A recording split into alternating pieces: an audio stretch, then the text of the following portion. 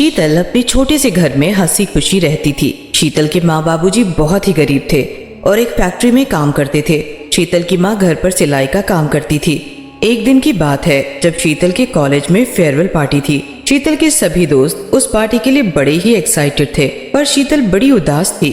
अरे शीतल, क्या हुआ? सब तो इतना खुश हैं, तो उदास क्यों है भाई?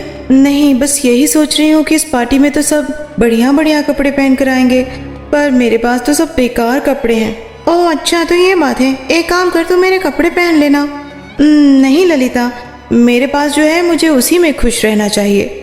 शीतल और ललिता आपस में बात कर ही रहे थे कि कॉलेज की सबसे सुंदर और सबसे अमीर लड़की शीना शीतल के पास आकर बोलती है, अरे क्या हुआ शीतल मैडम, पहनने के लिए आपके पास कपड़े नहीं है क्या? वैसे मैंने सुना है तुम्हारी मम्मी कपड़े वपड़े ही सिलती हैं, तो बोल दो ना उनको कि तुम्हारे लिए एक बहन जी वाला सूट बना दे।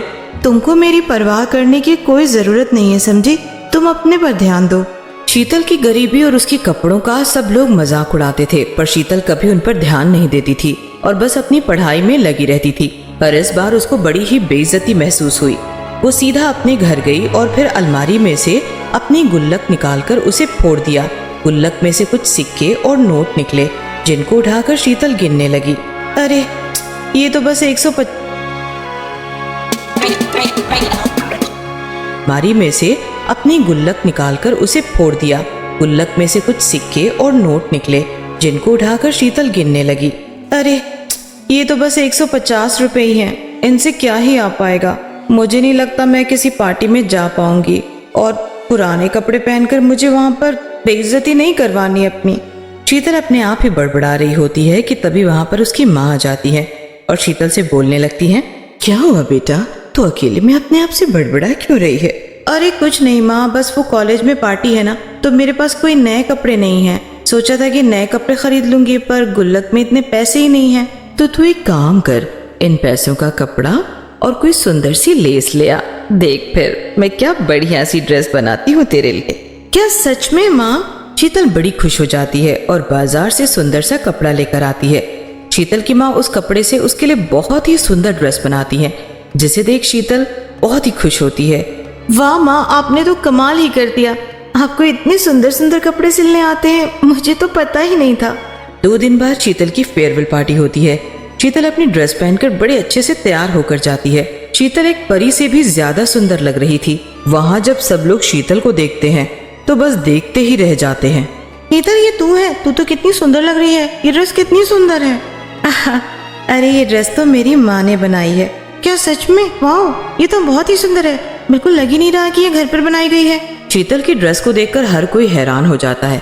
शीना भी शीतल की ड्रेस को देखकर बहुत चिढ़ने लगती है। शीतल पार्टी में बहुत एंजॉय करती है और खुशी खुशी घर वापस आ जाती है। घर आकर वो अपनी माँ से 2-3 ड्रेस बनाने को बोलती है। उसकी माँ ये सुनकर बड़ी खुश होती हैं और कुछ ही दिनों में ड्रेसेस बनाकर तैयार कर देती हैं। अब उन ड्रेसेस को देखकर शीतल के पास और ऑर्डर आने लगते हैं। धीरे धीरे शीतल और उसकी माँ इतने पैसे इकट्ठे कर लेते हैं कि वो अपना एक बुटीक ही खोल लेते हैं। ये देखकर शीना शीतल से बहुत ज्यादा चिढ़ने लगती है। उसकी चिढ़ इस हद तक पहुंच जाती है कि वो एक रात शीतल के बुटीक में आग लगाकर चली आती है। अब आएगा असली मजा, जब जलकर राख हो जाएगा और फिर देखती हूँ कैसे ये नई ड्रेस पहनकर कॉलेज आएगी। अब तो इसके खाने के भी लाले पड़ जाएंगे। शीतल का बुटीक बुरी तरह से जलने लगता है।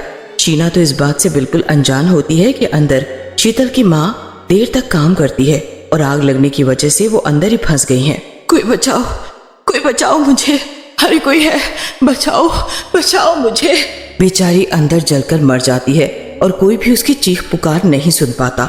जब शोर होने लगता है तब शीतल घर के बाहर आती है और अपना जलता हुआ बुटीक देखकर जोर जोर से चिल्लाने लगती है, माँ, मेरी माँ अंदर है, कोई उनको बचाओ, कोई उनको बाहर निकालो, मेरी माँ, अरे कोई बचाओ।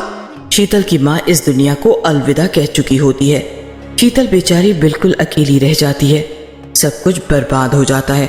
कुछ दिन वो कॉलेज भी नहीं जाती, पर जब वक्त गुजर जाते हैं तब शीतल धीरे धीरे खुद को संभालती है।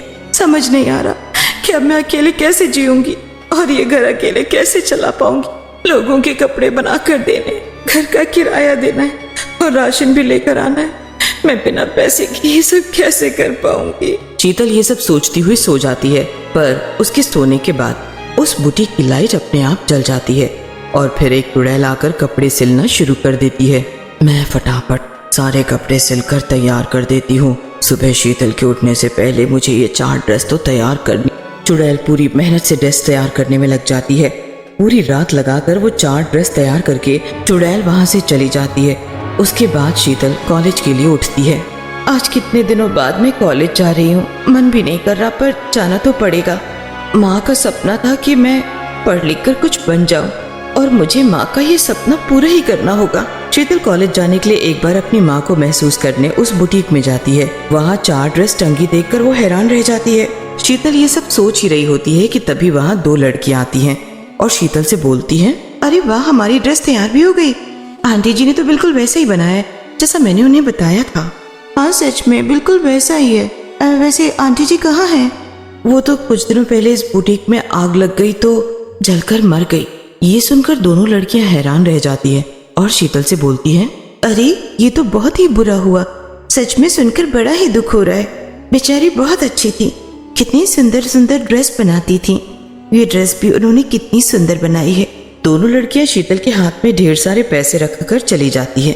शीतल उन पैसों को देखकर मुस्कुराने लगती है। वो जल्दी से अपने कमरे में जाती है और अलमारी को खोलती है। वो वही अलमारी होती है जिसमें उसकी माँ ड्रेसेस का कपड़ा, लेस और बाकी सामान रखती थी। इसमें से वही कपड़ा गायब है जिसकी बनी ड्रेसेस वो दोनों लड़कियां अभी लेकर गई हैं। आखिर इस अलमारी से कपड़ा निकालकर ड्रेसेस बनाकर बुटीक में रखी किसने? कहीं ये माँ तो मेरी मदद नहीं कर रही। शीतल की आवाज सुनकर तुरंत वो चुड़ैल उसके सामने आ जाती है। मैं तुम्हारी माँ ही हूँ बेटी और तुम्हारी मदद करने आई हूँ।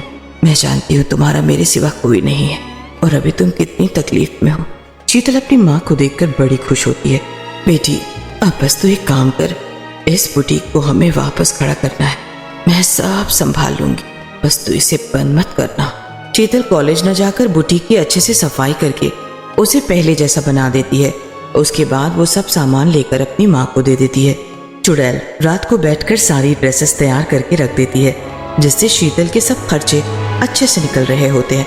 मैंने इसकी बुटीक में खुद अपने हाथों से आग लगाई थी, जिससे इसकी माँ भी जलकर मर गई थी, तो फिर इसका बुटीक फिर से कैसे चलने लगा। उसी दिन कॉलेज में प्रिंसिपल एक अनाउंसमेंट करती हैं, जिसमें कि कॉलेज की लड़कियां फैशन शो के लिए चुनी जाती हैं। शीतल भी उसमें अपना नाम दे देती है। उस दिन शीतल अपनी माँ को जाकर सारी बात बताती है। शीतल उस फैशन शो की तैयारी में जुट जाती है। उसकी माँ भी दिन रात उसकी ड्रेस बनाने में लगी रहती है। जल्द ही फैशन शो का दिन भी आ जाता है। शीतल अपनी माँ की बनाई हुई ड्रेस पहनकर फैशन शो में जाती है और सब उसकी ड्रेस देखकर दंग रह जाते हैं।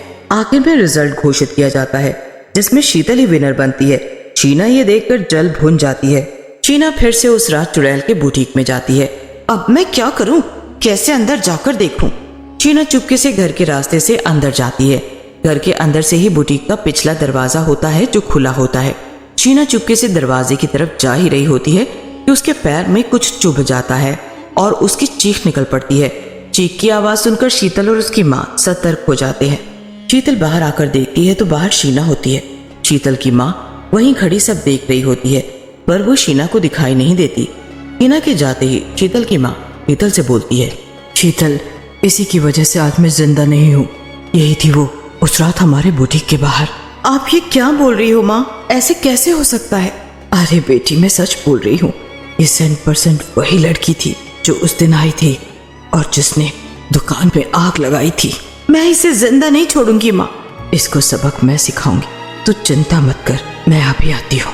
चुड़ैल तुरंत शीना के पीछे जाती है और उसकी गर्दन पीछे से पकड़ लेती है। शीना चुड़ैल को देखकर बुरी तरह चिल्लाने लगती है, मैं वही हूँ जिसके बुटीक में तूने आग लगाई थी। शीतल की माँ मैं ही हूँ और मैंने तुझे अच्छे से पहचान लिया है। आज मैं तुझे जिंदा नहीं छोड़ूंगी। मुझे माफ कर दो, मुझसे गलती हो गई। मुझे नहीं पता था अंदर आप हो। मैं आज के बाद शीतल को कभी परेशान नहीं करूंगी, दूर रहूंगी उससे, मैं कसम खाती हूँ। याद रखना, मैं शीतल के हमेशा आसपास ही रहूंगी और अगर तुमने या किसी ने उसे परेशान किया तो उसका अंजाम बहुत बुरा होगा। नहीं नहीं, ऐसा कभी भी नहीं होगा। शीना उस दिन के बाद से शीतल के साथ कुछ